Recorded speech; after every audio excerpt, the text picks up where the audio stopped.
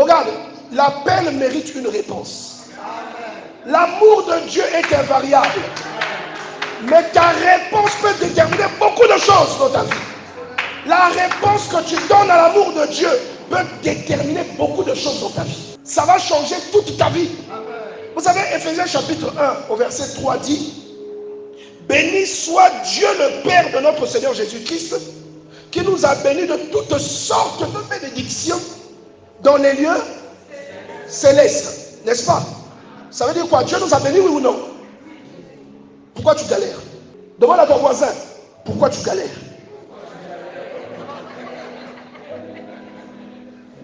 Est-ce que Dieu a menti? Il t'apprend que tu es béni en Jésus-Christ dans les lieux célestes. Il t'apprend que tu es béni. Mais tu vas constater quand tu regardes ta propre vie, il y a un décalage entre ce que Dieu dit de toi et ce que tu vis. Pourquoi?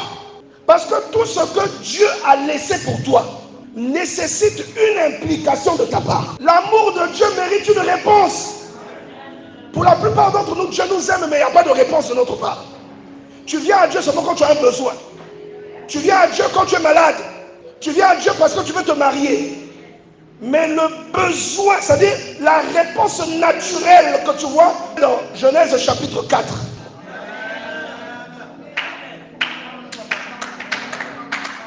Regarde, Dieu, il passe son temps dans la Bible à te dire qu'il a des beaux projets pour toi. Pourquoi tu n'arrives pas à payer ton loyer? Tu crois que ça fait plaisir à Dieu que toi tu galères pour payer ton loyer? Alléluia. Il veut que tu possèdes. Il t'a dit que tu es héritier de Dieu, co-héritier avec Jésus. Donc le privilège de Jésus est dans ta vie. Maintenant demande à ton voisin, ça est où? Tu vois? Donc l'amour de Dieu mérite une réponse. Pour la plupart d'entre nous, Dieu nous aime, mais il n'y a pas de réponse de notre part. Tu viens à Dieu seulement quand tu as un besoin. On va aller dans Genèse chapitre 4. Pourquoi? Pour que tu ne jalouses plus ton frère. Pour que tu comprennes qu'il y a des choses que ton frère comprend, que toi tu ne comprends pas. Ce n'est pas la faute de ton frère, c'est la faute de ton implication.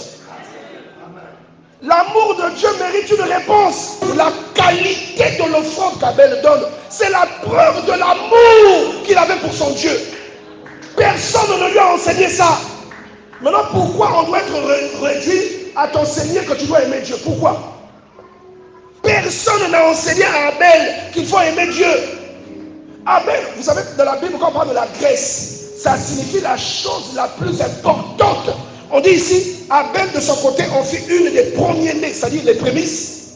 Et il ajoute, et de leur graisse, l'Éternel porta un regard favorable sur Abel et sur son offrande.